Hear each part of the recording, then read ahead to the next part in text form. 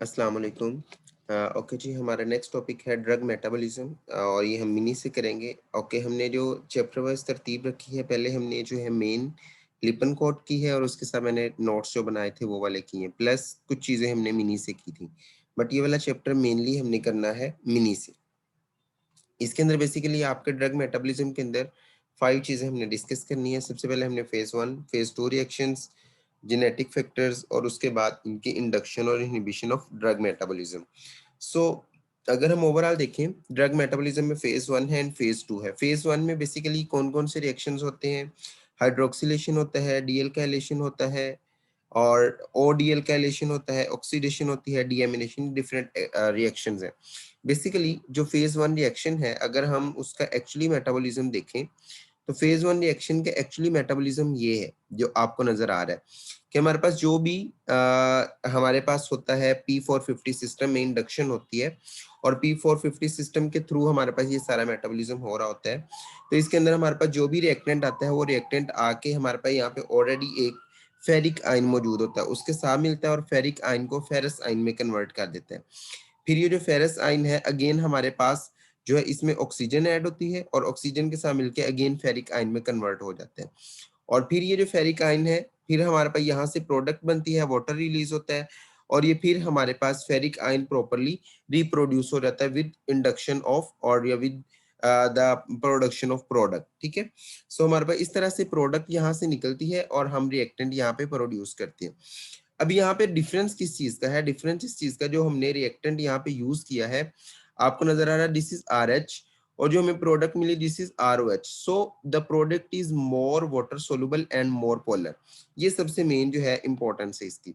सो हमारा main purpose जो है फर्स्ट रिएक्शन जो फेज 1 रिएक्शन का, इसका है कि ड्रग को हम मोर पोलर या वाटर सोलुबल ड्रग में कन्वर्ट करें। This is main purpose of phase 1 reaction. ये कैसे होता है फेज 1? प्रॉपरली इसकी डिटेल जीनोबायोटिक बायोकेमिस्ट्री के नाम से लेक्चर है इसी चैनल पे, आप उसमें सुन सकते हैं, आपको बहुत अच्छे से समझ आ जाएगा।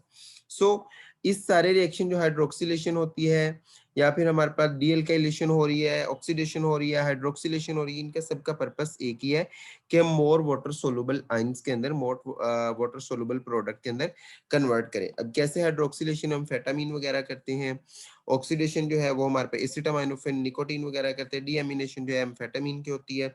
सो ये डिफरेंट है।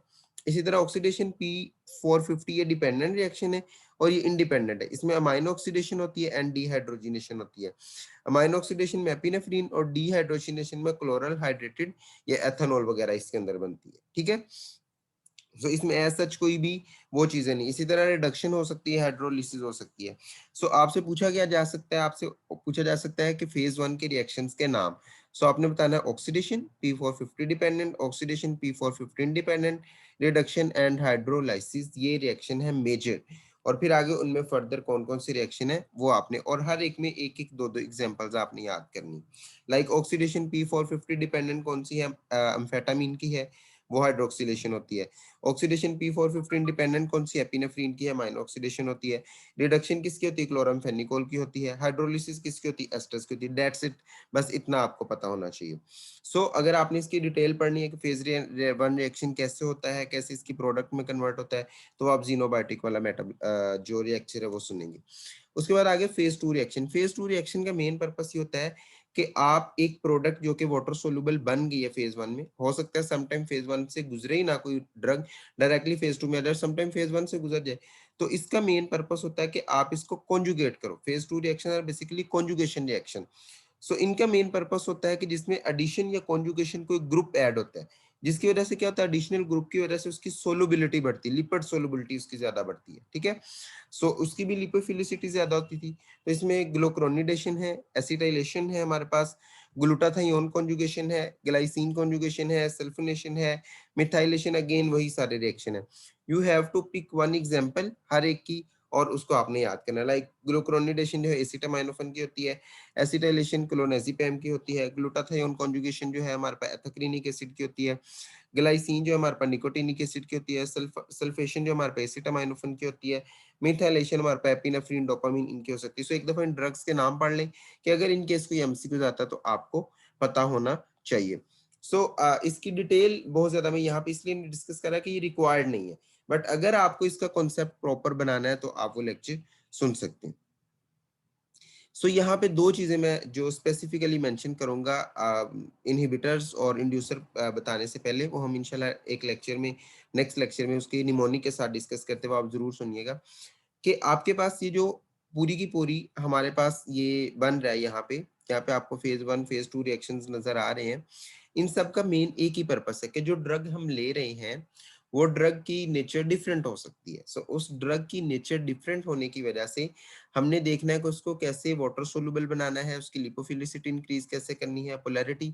सो ये सारे रिएक्शन हमारी बॉडी के अंदर हो रहे हैं कि ड्रग का मेटाबॉलिज्म प्रॉपरली चल रहा है। So we have done with the absorption, distribution and now metabolism. इसके बाद और ऑलरेडी हम एक्सक्रीशन और क्लियरेंस पे बात कर चुके हैं। सो ये मेन वो जो 4 पर्पस हमने पढ़े थे 4 ड्रग्स के, कि क्या-क्या ड्रग के साथ हमारी बॉडी के अंदर होता है, ये हम चारों इसमें डिस्कस कर चुके हैं। सो नेक्स्ट लेक्चर के अंदर इंशाल्लाह हम मूव करेंगे towards the inducer and inhibitor. वो ज़रूर आप सुनिएगा, उसमें निमोनिक के साथ मैंने सारी चीज़ें एक्सप्लेन की। ओके जी, अल्लाह हाफ़िज़।